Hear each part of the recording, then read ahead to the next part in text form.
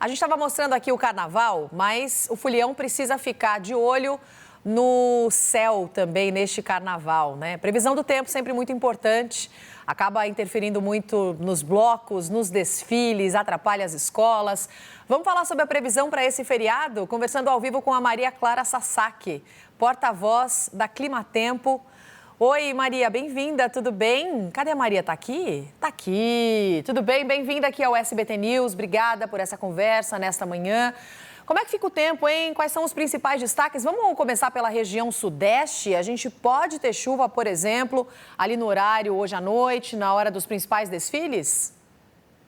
Olá, muito boa noite, Roberta. Só um detalhe, Roberta, eu sou da Tempo-OK Meteorologia, tá? A empresa que eu represento é a Tempo-OK.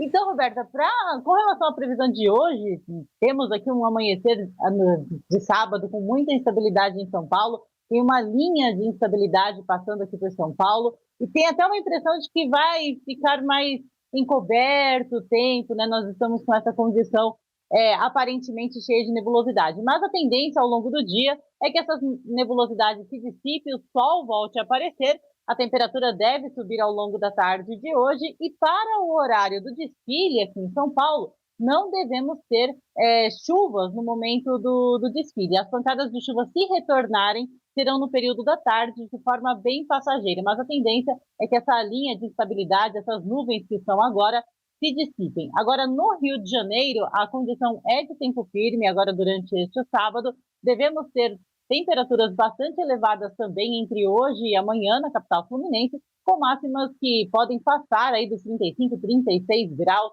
no Rio de Janeiro, e aqui em São Paulo os termômetros podem passar de 32, 33 graus entre hoje e amanhã, Roberta. Então, aqui em São Paulo é muito calor hoje, Maria. Tem possibilidade de chuva à tarde, mas com essa temperatura disparando, como você falou. E é uma chuva mais forte, pode causar alagamentos, dificuldades aqui na cidade? Olha, a chuva da tarde, ela pode até provocar alguns transtornos pontuais, porque a temperatura deve subir e temos bastante umidade na atmosfera, mas é momentâneo, porque essa chuva é bem passageira, tá, Roberta? Ela não, se acontecer, é uma chuva que não vai durar o tempo todo, não vai seguir até a noite, se estender até a noite. Podemos ter, na verdade, alguns pontos de alagamento pela capital paulista, região metropolitana, podemos ter também algumas condições até para ventos moderados e trovoadas, o que vale chamar bastante atenção, tem muita gente na rua hoje, muita gente aproveitando bloquinhos, curtindo bloquinhos de carnaval, então essa chuva da tarde pode vir com trovoadas, e isso chama muita atenção. Se essa nuvem carregada se formar na sua região, espere a chuva passar, não encare uma tempestade, não encare uma chuva, ela é passageira, rapidinho dá para voltar e curtir as apresentações, as brincadeiras de carnaval, Roberta. Só para amarrar São Paulo, Maria, até o fim do feriado, na terça-feira, a gente vai ter aí pela frente dias chuvosos, todos os dias?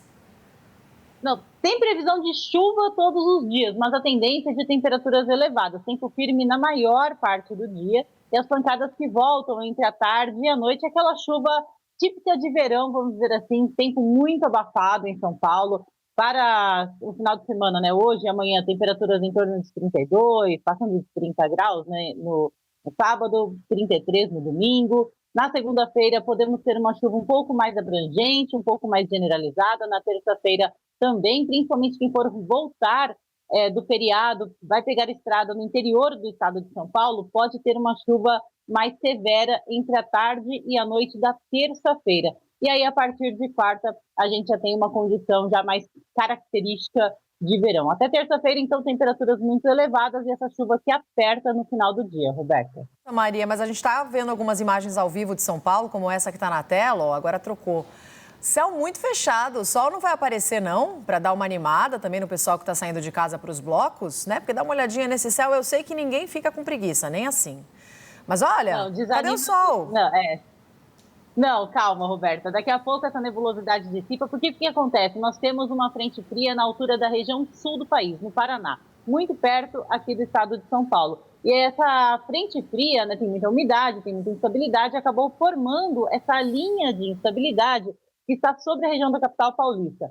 Mas nós verificamos nas imagens de satélite e essa nebulosidade deve dissipar ao longo das próximas horas não é uma linha de instabilidade que vai persistir ao longo de todo o dia. Ela já está se movimentando, vai se dissipar ao longo das próximas horas. Ainda pela manhã, devemos ter o sol voltando aqui para a cidade de São Paulo, o que deve favorecer a elevação das temperaturas, Roberta. Aí sim, hein, Maria? E para o Nordeste, hein? Para quem vai passar o carnaval em Salvador, vai ser aquela coisa bem à la Salvador no carnaval, que tem uma chuvinha que vem, sol já abre, nada que estrague muito a festa do pessoal que está aproveitando ao ar livre? Exatamente. Salvador é essa condição mesmo, bem típico dessa época do ano.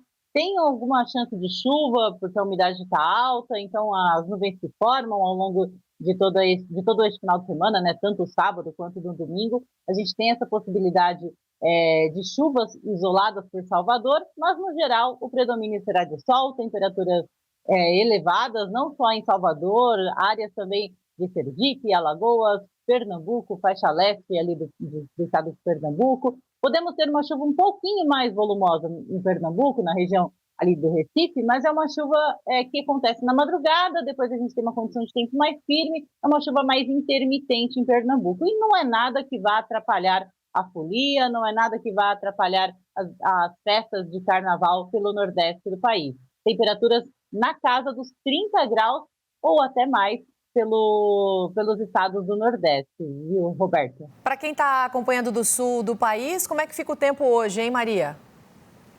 Sul do país com risco de temporais, nos 3 estados da região. Norte do Rio Grande do Sul, especialmente, leste de Santa Catarina e até do Paraná. Tem essa frente fria atuando na região sul do Brasil, que mantém essas instabilidades. Tem potencial de rajadas de vento costeiras, então pegando as áreas litorâneas, pegando a região de Florianópolis, pode prejudicar pessoal que está no mar, surfistas, banhistas e também pescadores. É uma frente fria que está passando ali pela região sul do Brasil, mais oceânica e não tão continental, mas tem instabilidade sobre o continente também, então tem previsão de chuva, e uma chuva que pode vir até com volumes elevados. Acontece principalmente hoje e amanhã ainda devemos ter essas instabilidades na região sul do Brasil. Maria Clara, e só para encerrar, a gente está vivendo um verão meio esquisito, né? Pelo menos aqui no Sudeste, aqui em São Paulo, vários dias seguidos com tempo nublado, céu fechado, sol aparecendo pouquíssimo, muita chuva e temperaturas mais baixas, né, para a média nessa época do ano. Isso depois do carnaval vai mudar um pouquinho? A gente vai poder curtir uma cara de verão assim no fim da estação? Depois do carnaval, a tendência é que esses corredores de umidade que se formaram aí na primeira metade do mês de fevereiro venham com menos intensidade e com menos frequência. Então, devemos ter dias com temperaturas mais elevadas, dias com predomínio de sol. A chuva não vai ser tão recorrente. Esses corredores de umidade, Roberta, que atravessaram aí o Brasil, passaram pelo sudeste, pelo centro-oeste do país, são muito normais no verão. Aliás, são esses corredores de umidade que deveriam se formar durante todos os verões para que o nível dos reservatórios não ficassem tão baixos, como é o caso, por exemplo, do Cantareira, que estamos observando com volumes muito baixos.